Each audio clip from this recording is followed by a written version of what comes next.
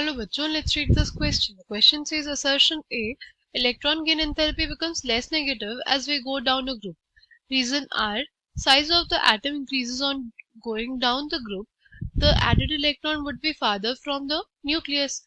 Option A, both assertion and reason are correct, but reason is not the correct explanation for assertion. Option B, assertion and reason both are correct statements, and reason is correct explanation for assertion. Option C, assertion and reason both are wrong statements.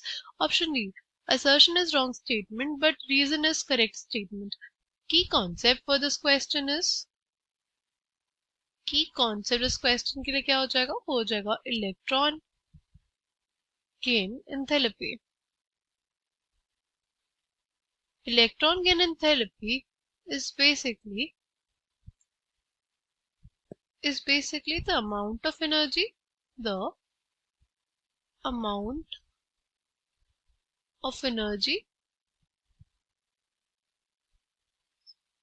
released or absorbed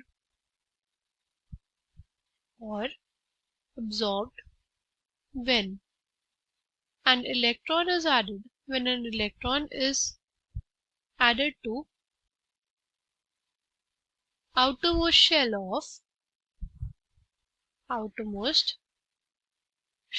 of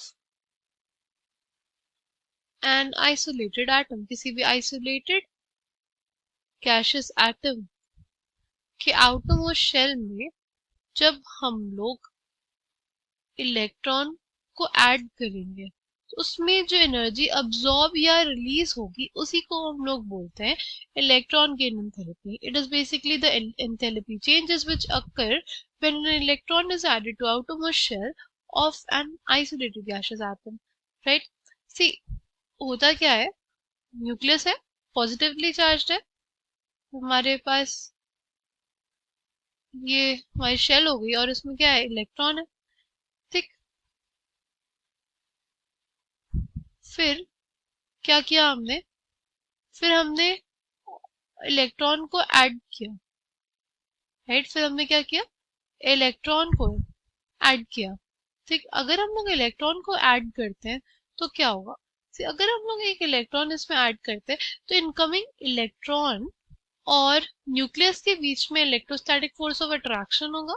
और अगर electrostatic force of attraction इतना strong होगा तो हमारे पास energy release होगी. अगर electrostatic force of attraction strong हुआ तो एनर्जी रिलीज होगी. अब्सॉर्ब किसके केस में होगी, जैसे हमारे पास O- है, ऑक्सीजन का साइज ऑलरेडी छोटा है और उस पर एक नेगेटिव चार्ज भी है, यानी एक एक्स्ट्रा इलेक्ट्रॉन भी है. तो जब इसमें अगर हम लोग इलेक्ट्रॉन का एडिशन करते हैं तो सिंस ये खुद एक क्या है, ये खुद एक नेगेटिवली चार्ज स्पीशीज है, ये नेगेटिवली चार्ज स्पीशीज है, इसमें इलेक्ट्रॉन हमें अगर ऐड करना है तो इनके फोर्सेस ऑफ रिपल्शन को ओवरकम करने के लिए हमें इलेक्ट्रॉन का एडिशन करना पड़ता है और उसके लिए एनर्जी देनी पड़ती है. राइट. इलेक्ट्रॉन का एडिशन करने के लिए एनर्जी देनी पड़ती है. ठीक है. तो अगर हम लोग बात करें असर्शन ए की, इलेक्ट्रॉन की enthalpy becomes less negative as we go down a group, ये हमारे पास किसके लिए ट्रू हो जाएगा. सी, जैसे हमारे पास फ्लोरीन होता है और क्लोरीन होता है. ओके. इन दोनों एग्जांपल से समझेंगे इस चीज को. तो फ्लोरीन का साइज छोटा है, इलेक्ट्रॉन डेंसिटी बहुत हाई है.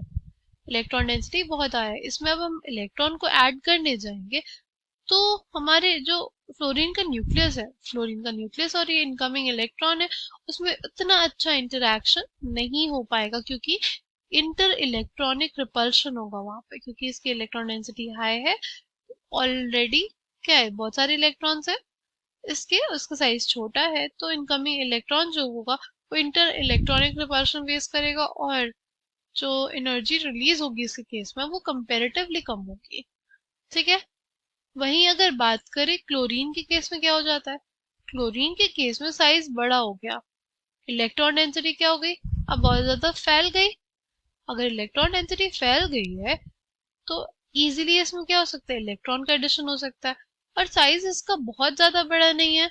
इस वजह से इस इलेक्ट्रॉन और जो क्लोरीन का न्यूक्लियस है उसमें अच्छा इंटरेक्शन होता है, और इसी के वजह से पूरी पीरियोडिक टेबल में सबसे ज्यादा इलेक्ट्रॉन गेन एंथैल्पी किसी की है, तो वो क्लोरीन की है।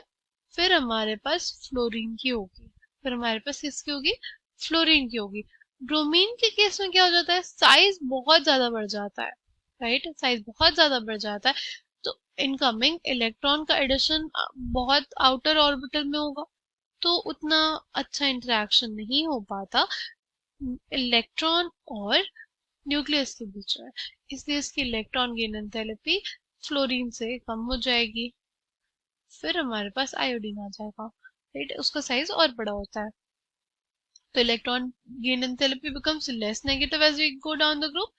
ये जो स्टेटमेंट है इनकरेक्ट है, बिकॉज अगर फ्लोरीन से हम लोग क्लोरीन जाते हैं, राइट, फ्लोरीन से अगर हम लोग क्लोरीन जाते हैं तो ये मोर नेगेटिव होती है, ये वैल्यू क्या होती है, मोर नेगेटिव होती है, तो इस वजह से ये पहला स्टेटमेंट इनकरेक्ट हो जाएगा। ठीक, size of the atom increases on going down the group जाने पे साइज ऑफ एटम बढ़ता है क्योंकि न्यू शेल्स का एडिशन होता है, okay, and the added electron would be farther from the nucleus.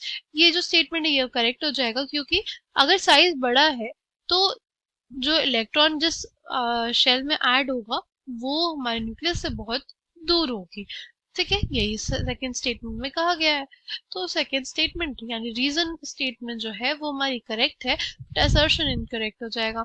Reason is correct, assertion is wrong. Statement कौन से ऑप्शन में है, ऑप्शन डी में। Option D will be the correct answer for this question. I hope you understood it well. Thank you.